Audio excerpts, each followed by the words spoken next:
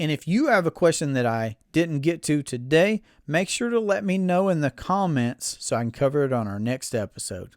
Hello and welcome to the Durham Talents channel. My name is Jesse Durham.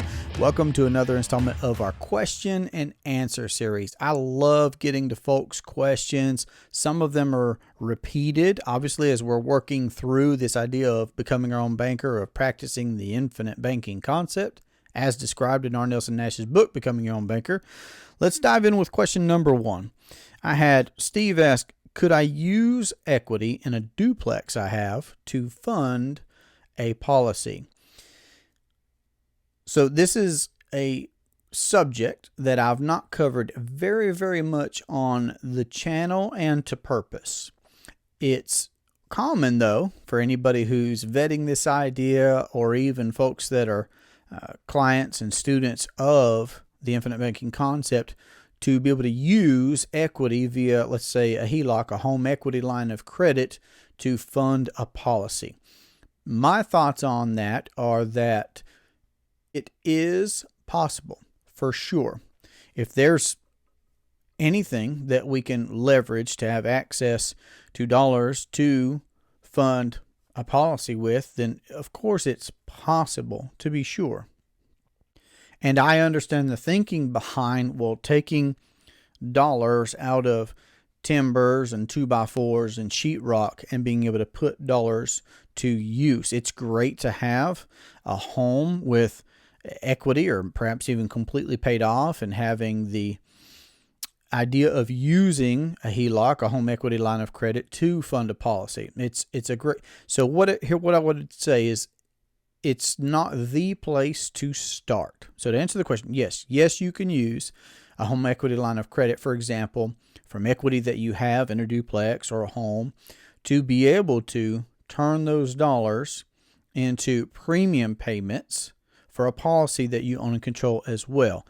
But again, let me point out that that's not the place that I would start. It's not the place that I started. It's not the place that I would suggest that anyone start. So I'm not going to say do that, don't do that. But we'll talk about this question and have a conversation here where I'm pointing out it's not the place to start. In my opinion, it's not the place to start.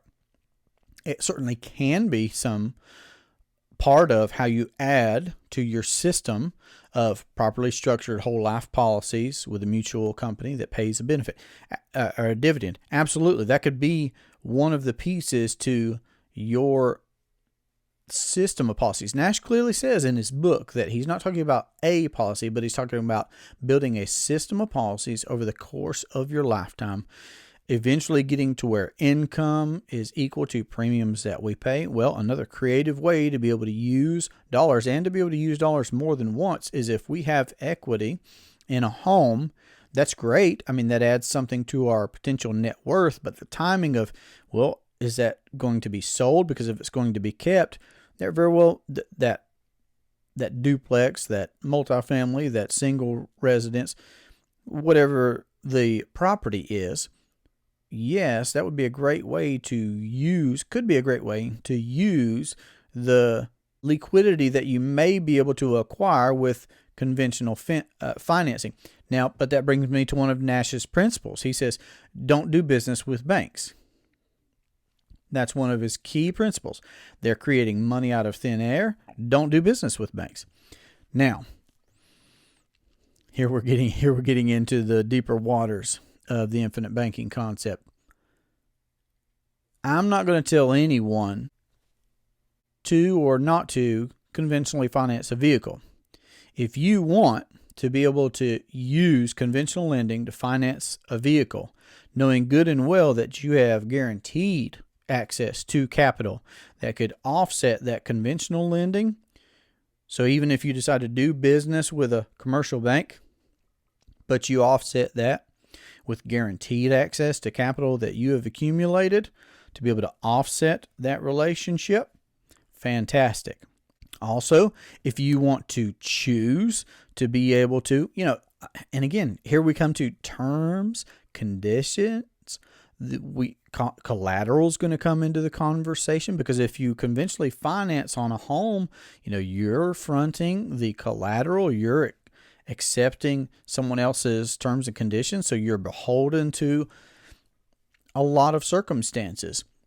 But if you can take those dollars and put those in guaranteed assets as premiums, I see the validity behind such a thing. But I would also point out, by asking more questions, some things that I think are very important to this conversation. And that would be, why are you getting a policy? What are you wanting that policy to do? And for sure, I've already asked the question. I mean, hopefully we're not considering this as our first option to get a policy. But if it's a subsequent policy that we're considering, I understand. But what are we wanting that policy for? What's the purpose of that policy? Because if we put ourselves in a position of being beholden to the bank where we've put up collateral, and I'm really not trying to be discouraging. These are just the things that we would discuss if you're a client or a prospective client. I simply want us to recognize that the consumer would be putting up the collateral, would be subject to the terms and the conditions, would be paying interest dollars for the conventionally financed money, home. These are things to consider, and then ask, well, okay, if we still decide to accept those terms, put up the collateral, pay that interest, to what purpose are we trying to access the money that may be in the equity of a home, for example? What are we going to do with that policy? Because again, properly structured whole life policies with a mutual company that pays a dividend, they're the best appreciating asset that I'm aware of. And if you know of a better one, I invite you to let me know what that is. I'm all ears. I have ears to hear. It's the best appreciating asset that I know of, a whole life policy, properly structured, with a mutual company that pays a dividend. But Nash clearly points out in his book what we do, because even the best business can be run in the ground, he says. Even the best business can be ruined by poor management, things of overlooking all the different laws and principles that he lays out, the Willie Sutton Law, the Golden Rule, the Arrival Syndrome, all these different things. So what are we wanting to acquire this policy for? Now, I know that Steve and I spoke a little bit about the value of having protection. Obviously, everyone should consider what they need to do to financially protect their household or their business or their portfolio as an investor. Absolutely, to be sure. That's a great place to start. But what's the banking purpose behind considering getting a policy and in using a home equity line of credit, let's say, to be able to pay premiums into that policy? If we're along our path and we're already paying significant premiums from our own cash flows, and we've just caught on to this idea of becoming your own banker, which is the natural progression of things, is my wife and I, we got a policy on me first. We paid significant premiums to us. What was significant premiums to us to be able to get that policy started and to maintain it. And this will be our 7th year of having that policy. It's gotten just better and better, more and more efficient, to be sure.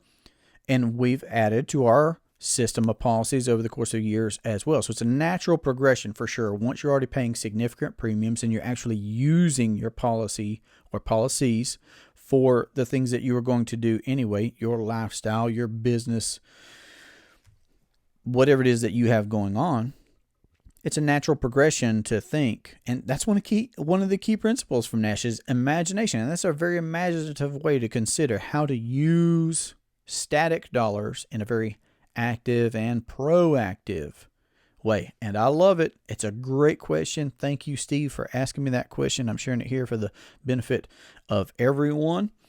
Yes, you can use equity to be able to, because the insurance company, I mean, they're going to do what insurance companies do, and they're going to evaluate for sure. I mean, you're going to go through, medical underwriting, and they'll check financials and these kinds of things. But if it makes sense, obviously from an insurance standpoint, you can pay premiums into a policy, and then therefore you're going to have guaranteed control and access via the terms of that contract, that unilateral contract, which is a whole life policy. And they're not going to ask you what you're going to use a policy loan for. They're just going to ask you, how much money are you wanting to send them to send you, of what's available and where to send it to. That's it.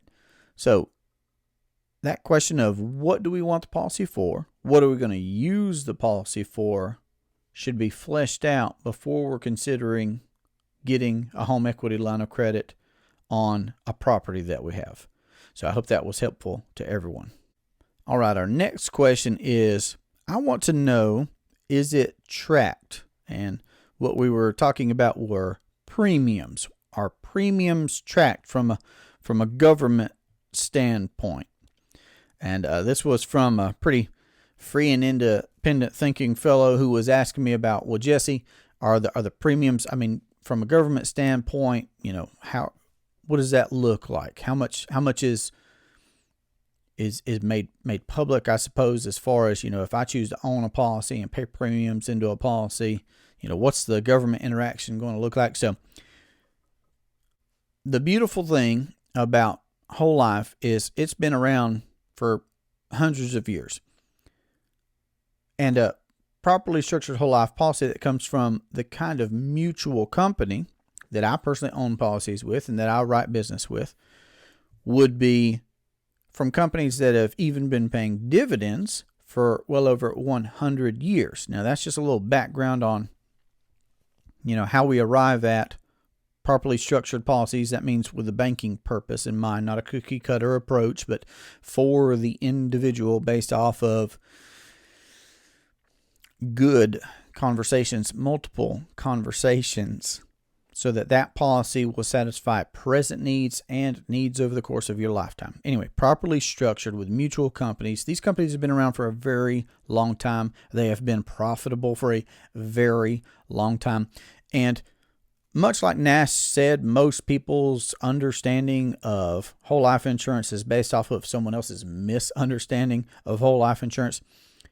Whole life insurance, in and of itself, has very, very many benefits to it. There are many, many characteristics, and I've covered the characteristics of, what I would call the ideal asset here on the podcast.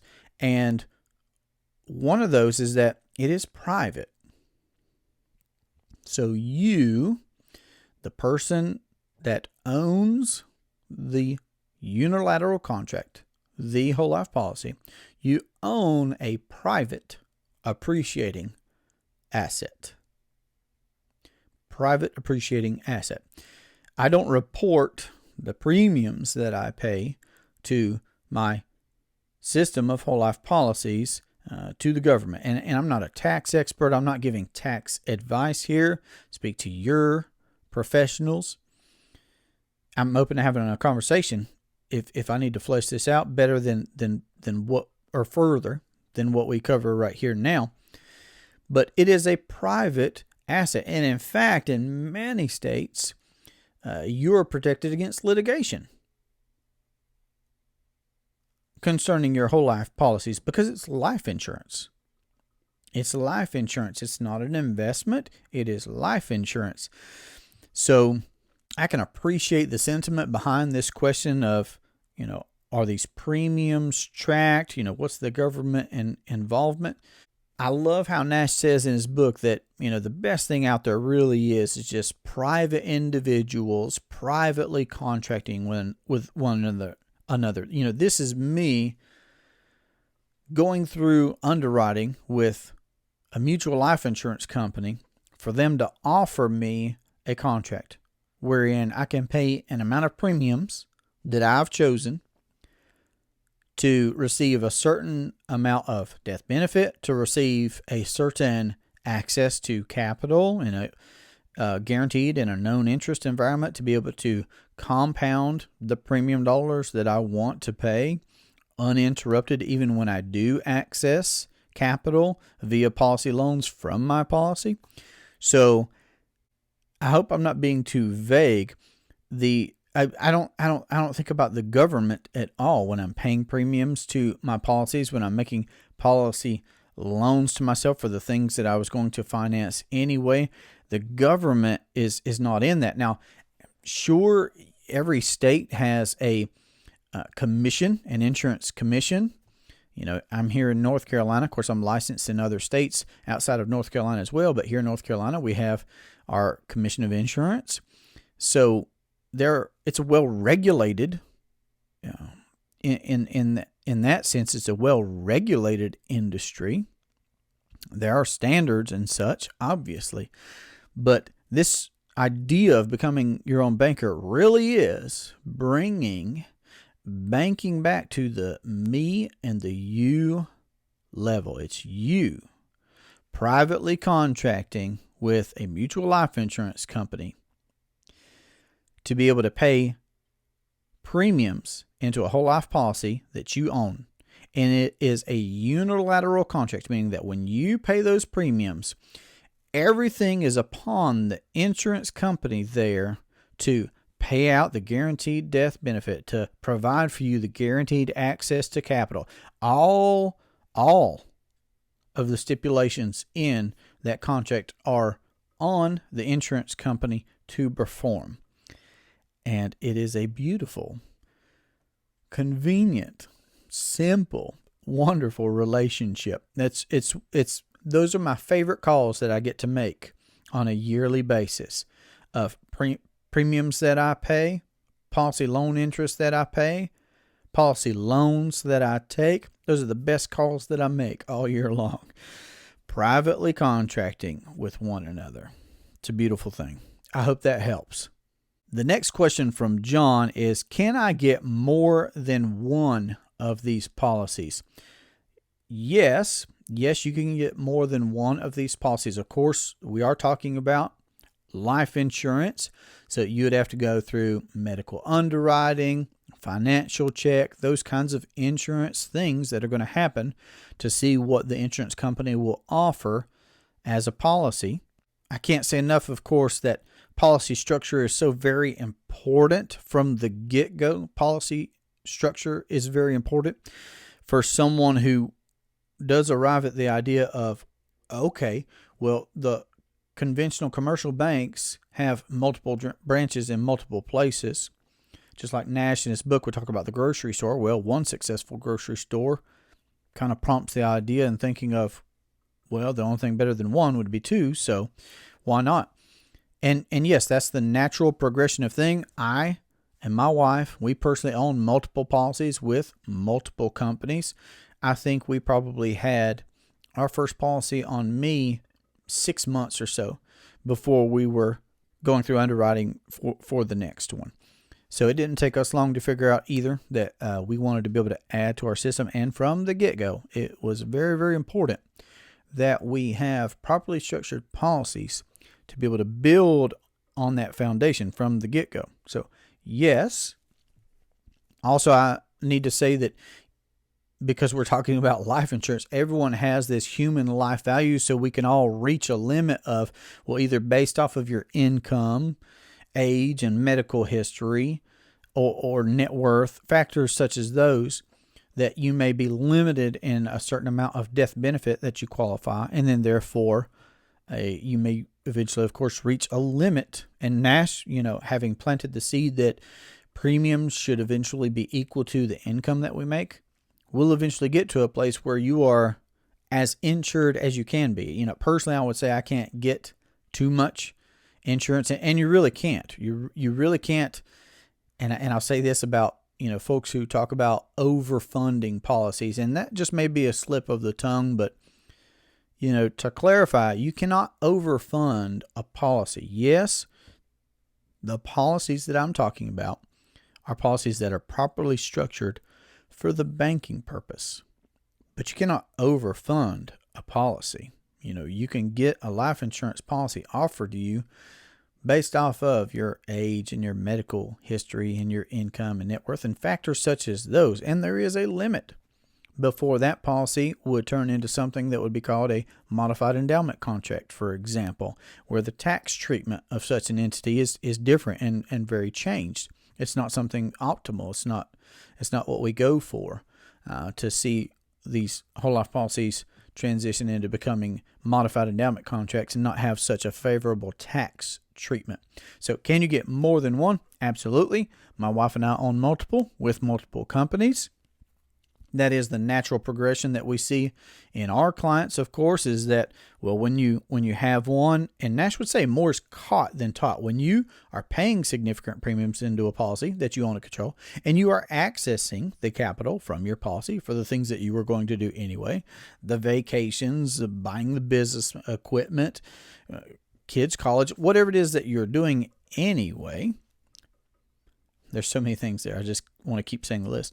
Whatever it is that you're already doing, you have this point where you've caught on more to this idea and you realize the beauty of having a system of policies. And it's not built overnight. Nash will talk about this is the most profitable thing that you can do over the course of your lifetime. But sure, it didn't take us very long to catch on how that first one was working, and we wanted to be able to add to our system as well. So I hope that's helpful, and I thank you very much for the question, John.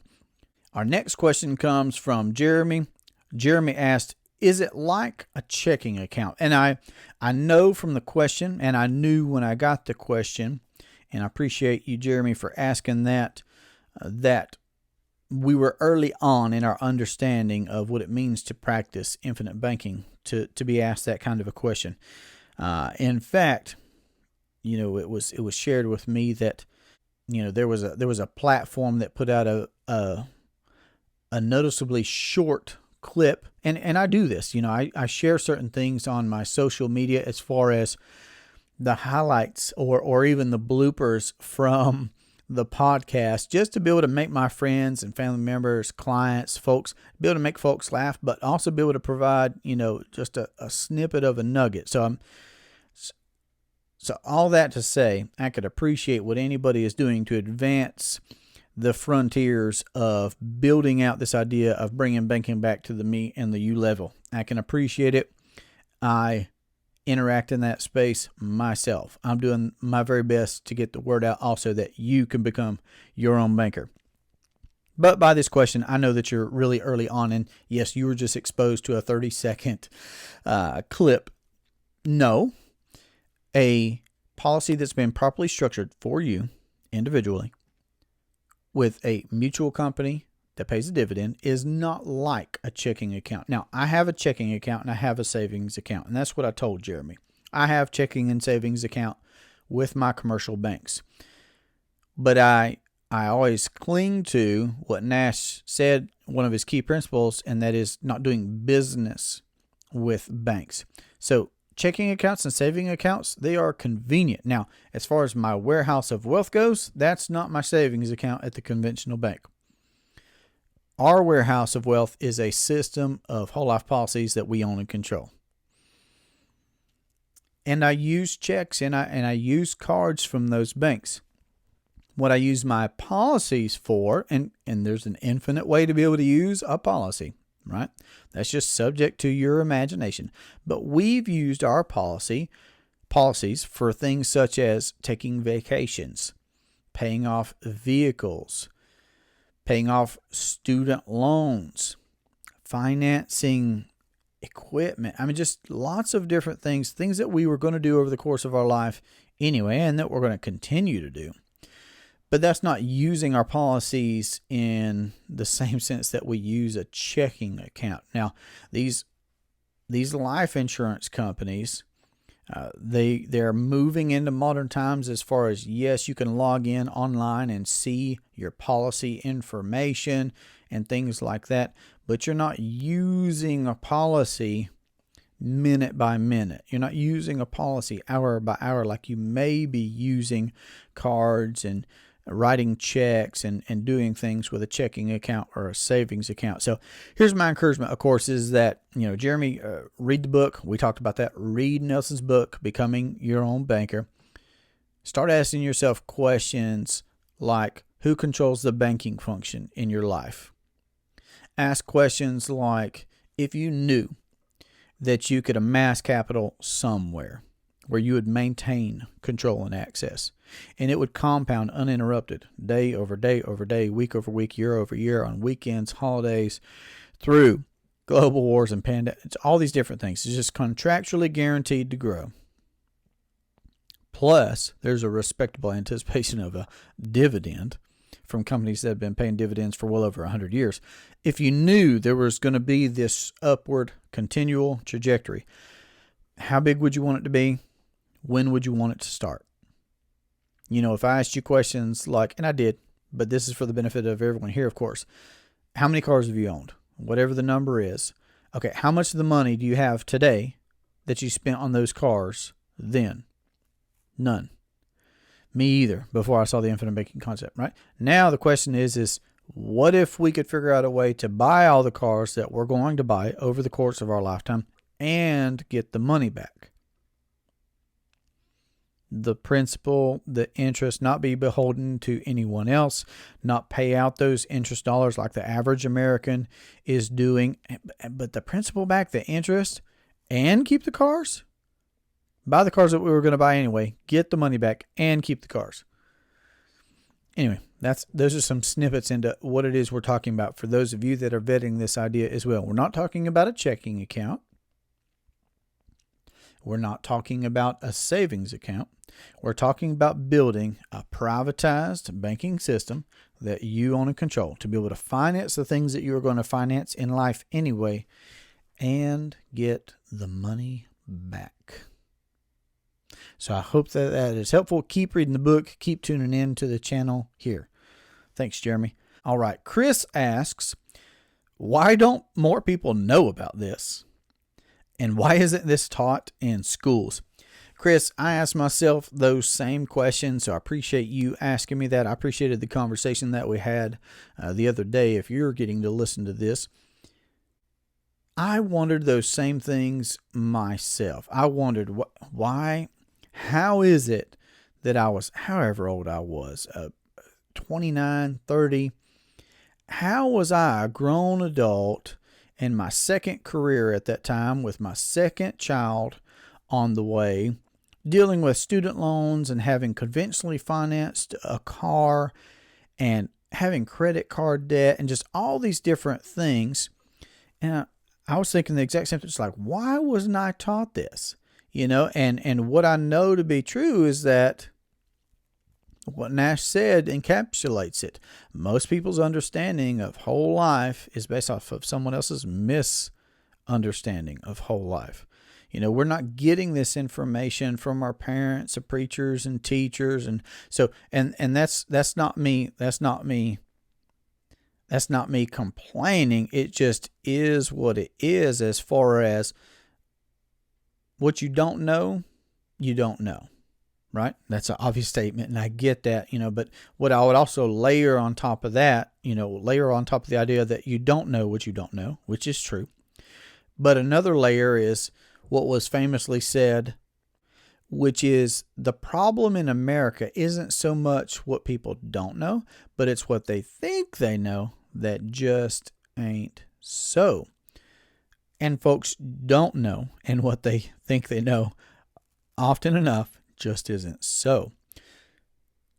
So I lament with you that this isn't taught, the concept of banking being a process, the concept of sound money principles, and so many other things. Well, and ultimately, my wife and I, we homeschool our children. There are lots of reasons why we do that. So that could be its own discussion, of course. In my opinion, it should be taught in schools.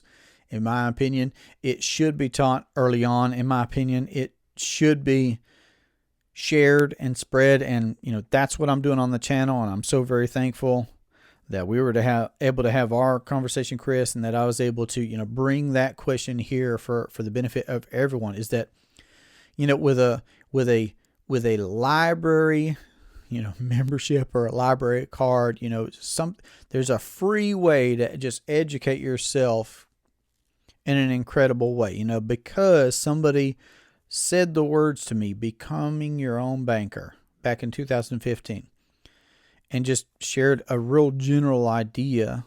They just planted the seed of, hey, I heard about this idea of you being able to become your own banker. And I said, well, I like the sound of that just on the title. Like, I never thought about that before. That's amazing.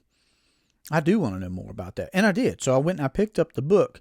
And I read the book in 2015. And I talked to a professional about the idea, and I got my questions answered, and I learned. And then, of course, I had that same question. You just like, and it's so common. It's so common. She's like, why didn't I hear about this, such years ago? And then, of course, that normally brings us to another one, which sometimes that can cause some hesitation, because people of any age, I don't care if they're 27 or 77, they could be saying, it's probably too late for me now because and just like me, because I've already got credit card debt and I financed a car and second baby's on the way and all these different things life things were going on, because I didn't know that I could become my own banker. And I hadn't been taught a lot of things that, I just had to self-study over. But thank goodness, there was that book then. It's still the go-to for me. If you're a client or a potential client, I can't recommend enough to read R. Nelson Nash's book, Becoming Your Own Banker, over and over again until you do inundate yourself with those basic fundamentals that are the foundation for how we can become our own banker. And I appreciate the sentiment, the enthusiasm behind you asking that question. And it's been a joy, working with you on going through our process to helping you become your own banker. So I look very much forward to our future conversations, and I appreciate that. If you know of any schools that are open to the idea of having its students taught how to live freely and independently, even in the banking process in their lives, I'd be honored to speak there. So you just let me know about that. And that way we can make sure that more people are getting to know about this. So we're putting out our best content here on the channel. Of course, I've been practicing this idea for several years now. I started as a consumer myself, just buying policies over the course of the years, for our family and for the businesses that we have. And we got to the point where it just made sense for us to be able to do that professionally, because we were speaking to so many people anyway, as it was, about how to become your own banker. So that's what we're doing now, is spreading the news, sharing our best practices, answering your questions. So if you'd like to carry on this conversation about how you could implement the infinite banking concept into your household, your business, or your investing, then you can reach us at 828-817-4223, or you can email durhamtalents@gmail.com. This has been a great pleasure for me. I look forward to our next conversation. Have a great day. Take care. And if you've got a question you'd like an answer for, then you can be sure to put that in the comments and we will get to it. Thank you. Hey, you. You got a question? Put it in the comments. Now, if you got a question we didn't cover here today, you just put it down in the comment section. We'll get to it directly. Thank you. If you've got a question that we've not yet answered, put it in the comment section below. Thank you. We'd love to have your questions. If there's something you would like answered, just put it down in the comments section below. It's getting awkward. Are we done? We're done, right? Okay.